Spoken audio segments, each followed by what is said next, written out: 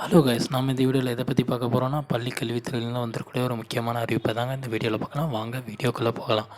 பள்ளி கல்வித்துறையில் வந்து பார்த்திங்கன்னா என்ன தான் நடக்குது, என்ன தான் பண்ண போகிறாங்க அப்படின்னு நிறைய பேர் வந்து பார்த்திங்கன்னா கேள்வி கேட்டே இருக்காங்க. அதாவது வந்து பார்த்திங்கன்னா பள்ளி கல்வித்துறை தேர்வுகள் முடிஞ்சு டெட் பேப்பர் 2வில் வந்து பார்த்திங்கன்னா ரிசல்ட்டை பார்த்து பல பேருக்கு அதிர்ச்சி அடைஞ்சிருக்காங்க அப்படின்னு சொன்னால் அது மிகையாகாதுங்க. ஏன்னா கிட்டத்தட்ட 100% வந்து பார்த்திங்கன்னா 6% தான் பாஸ் பண்ணியிருந்தாங்க. இதனால் நிறைய தேர்வர்கள் வந்து பார்த்திங்கன்னா நிறைய கோரிக்கைகளை முன் வச்சுருந்தாங்க அப்படின்னு சொல்லலாம். அதாவது பார்த்திங்கன்னா நியமன தேர்வு ரத்து பண்ணுங்கள், போனஸ் மதிப்பெண் கொடுங்க அப்படின்ற மாதிரி நிறைய கண்ணோட்டங்கள் எல்லாமே முன் வச்சுருந்தாங்க. இதுக்கெல்லாம் வந்து பார்த்திங்கன்னா இதுக்கும் மேலே வந்து போய் பார்த்திங்கன்னா அரசியல் தலைவர்கள் கூட வந்து பார்த்திங்கன்னா இதுக்கு கண்டனங்கள் தெரிவிச்சிருந்தாங்க. அதாவது பார்த்திங்கன்னா 149 ஜியோவை வந்து பார்த்திங்கன்னா தடை செய்யுங்க அப்படின்ட்டு வந்து பார்த்திங்கன்னா முதல்ல குரல் கொடுத்தது வந்து பார்த்திங்கன்னா பாட்டாளி மக்கள் கட்சியோட தலைவர் அன்புமணி ராமதாஸ் என்ன சொல்லியிருந்தாருன்னா, இடைநிலை மற்றும் மேல்நிலை ஆசிரியர்களை வந்து பார்த்திங்கன்னா தகுதி தேர்வின் மூலம் மட்டுமே நியமிக்கணும். அதாவது நியமன தேர்வுன்னு ஒன்று வைக்கக்கூடாது அப்படின்ற மாதிரி சொல்லியிருந்தார். இது இப்படி வந்து செய்யலை அப்படின்னா இது பள்ளி கல்வித்துறை ஒரு மோசமான நிலையில் இயங்குது அப்படின்னு பொருள்படும் அப்படின்ற மாதிரி சொல்லியிருந்தார்.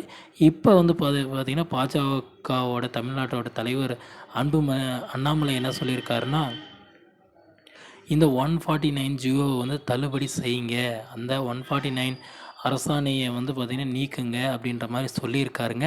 இது மட்டும் இல்லாமல் வந்து பார்த்திங்கன்னா நிறைய தேர்வர்களும் இதை வந்து போராட்டங்கள் எல்லாம் மீண்டும் ஆரம்பிச்சிட்டாங்க அப்படின்னு தாங்க சொல்லணும். அது மட்டும் இல்லாமல் வந்து பார்த்திங்கன்னா ஜாக்டோ ஜியோ அமைப்புகள் வந்து பார்த்திங்கன்னா ஒரு பக்கம் அவங்களும் போராட்டங்களை நடத்திட்டே வராங்க. கிட்டத்தட்ட 16,000 பேர் ஆப்ஜெக்ஷன் ட்ராக்கரை வந்து யூஸ் பண்ணியிருக்காங்க. அதாவது வந்து பார்த்திங்கன்னா இதில் நமக்கு ஒரு 6-7 மதிப்பெண் வந்தால் கூட கிட்டத்தட்ட 1,00,000 பேர் வந்து பார்த்திங்கன்னா பாஸ் பண்ணுறதுக்கான வாய்ப்புகள் இருக்குங்க. இதெல்லாம் கருத்தில் கொண்டு தான் பார்த்திங்கன்னா பள்ளிக்கல்வித்துறை என்ன தான் செய்ய போகுது இனி அப்படின்னு முடிவெடுக்க போகிறாங்க அப்படின்ற மாதிரி தாங்க எல்லாருமே வெயிட் பண்ணிகிட்டு இருக்காங்க. இந்த முடிவுகள் எல்லாமே நல்லதாக நடந்துப்பட்டால் கிட்டத்தட்ட ஒரு 50,000 பேருக்கு மேலே வந்து பார்த்திங்கன்னா வேலை வாய்ப்புகள் போகிறதுக்கான வாய்ப்புகள் இருக்குது. ஆப்ஜெக்ஷன் ட்ராக்கரும் வந்து பார்த்திங்கன்னா கிட்டத்தட்ட 16,000 பேர் யூஸ் பண்ணியிருக்காங்க. என்ன தான் நடக்க போகுது அப்படின்னு வெயிட் பண்ணி தாங்க பார்க்கணும். ஆசிரியர் போர்டில் இனி என்ன தான் அதாவது இப்போ அது இல்லாமல் வந்து பார்த்திங்கன்னா இன்னும் நிறைய தேர்வு பற்றி பார்த்திங்கன்னா நிறைய குளறுபடிகளும் இருந்துகிட்டே இருக்குங்க. இதெல்லாம் பொறுத்திருந்து தாங்க பார்க்க முடியும். அஃபிஷியல் வெப்சைட்லேயே அப்ளை பண்ணுவாங்க.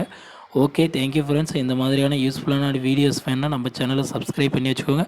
அப்போ தான் நான் போடக்கூடிய ஒவ்வொரு வீடியோவும் மொபைலுக்கு வந்து பார்த்திங்கன்னா நோட்டிஃபிகேஷனாக வரும் ஃப்ரெண்ட்ஸ். தேங்க்யூ.